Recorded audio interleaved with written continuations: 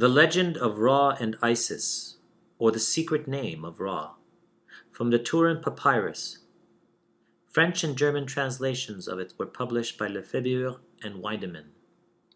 The chapter of the divine or mighty God, who created himself, who made the heavens and the earth, and the breath of life, and fire, and the gods, and men, and beasts, and cattle, and reptiles, and the fowl of the air, and the fish, who is the King of men and gods, who exists in one form, to whom periods of 120 years is a single year, whose names by reason of their multitude are unknown, for even the gods know them not. Now behold, the goddess Isis lived in the form of a woman, who had knowledge of words of power. Her heart turned away in disgust from the millions of men, and she chose for herself the millions of the gods, but esteemed more highly the millions of the spirits. Was it not possible to become even as was Ra in heaven and upon earth, and to make herself mistress of the earth, and a mighty goddess? Thus she meditated in her heart, by the knowledge of the name of the great God. Behold, Ra entered heaven each day at the head of the Aeneid, establishing himself upon the double throne of the two horizons.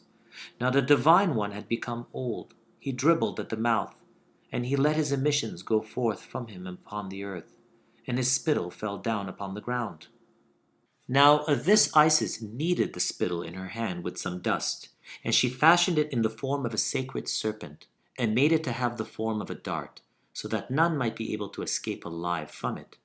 And she left it lying on the road whereon the great God travelled according to his desire upon the two lands. Then the divine God rose up in the throne of the gods in the great double house, life, strength, and health, among those who were in his train.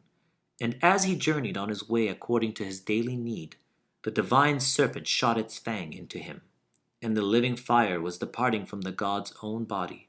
And the reptile destroyed the dweller among the cedars. And the mighty God opened his mouth, and the cry of his majesty, life, strength, and health, reached unto the heavens. And the company of the gods said, What is it? And his God said, What is the matter? And the God found no words at all to answer concerning himself. His jaw shook, his lips trembled, and the poison took possession of his flesh, just as Happy, the Nile god, takes possession of the land through which he flows. Then the great God strengthened his heart, and he cried out to those who were in his following, Come you to me, O you who have come into being from my members, you gods who have proceeded from me, for I would make you to know what has happened. I have been smitten by some deadly thing, of which my heart has no knowledge. I which have neither seen with my eyes nor have made with my hand. I have no knowledge at all who has done this to me. I have never been felt any pain like this before, and no pain can be worse than this. And the God continued, I am a prince, the son of a prince, and the divine emanation which was produced from a God. I am the great one, the son of a great one, and my father was determined for me my name.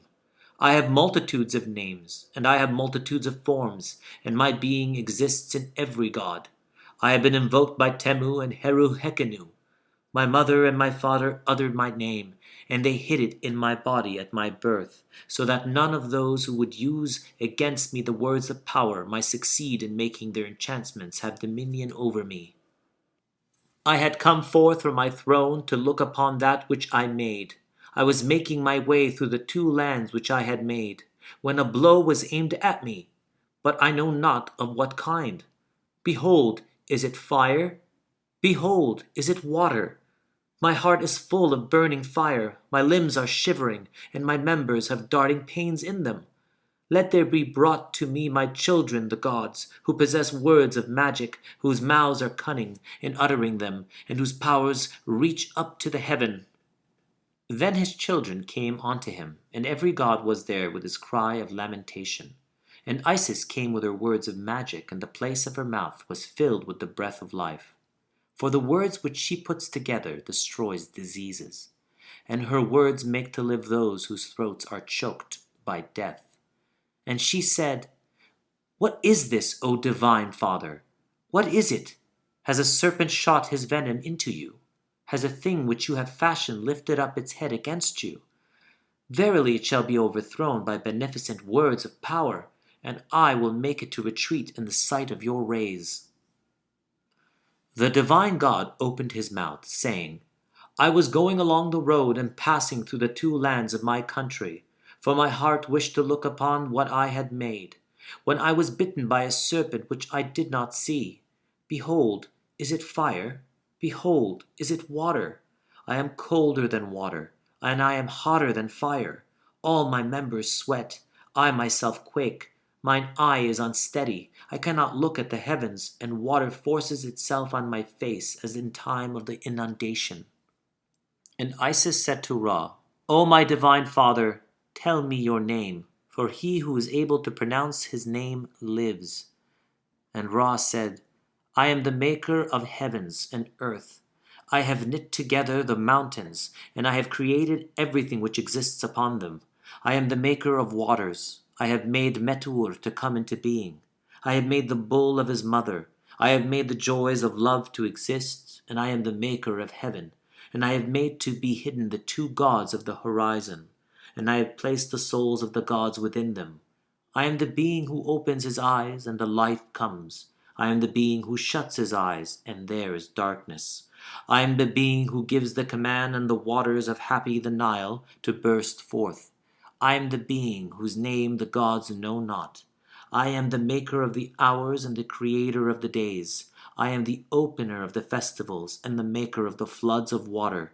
I am the creator of fire, of life, whereby the works of the houses are caused to come into being. I am Khepri in the morning, Ra at noon, and Khnum in the evening. Nevertheless, the poison was not driven from its course, and the great god felt no better. Then Isis said to Ra, Among the things which you have said to me, your name has not been mentioned. O declare it to me, and the poison shall come forth, for the person who has declared his name shall live. Meanwhile the poison burned with blazing fire, and the heat thereof was stronger than of the blazing flame. Then the majesty of Ra said, I will allow myself to be searched through by Isis, and my name shall come forth from my body and go into hers. Then the Divine One hid himself from the gods, and the throne in the boat of millions of years was empty. And it came to pass that when it was time for the heart to come forth from the god, she said to her son Horus, The great god shall bind himself by an oath to give his 2 eyes. Thus was the great god made to yield up his name, and Isis, the great lady of enchantment, said, Flow on, poison, and come forth from Ra. Let the eye of Horus come forth from the god and shine outside his mouth. I have worked, and I have made the poison fall on the ground, for the venom has been mastered. Verily the name has been taken away from the great god. Let Ra live, and let the poison die. And if the poison live, then Ra shall die.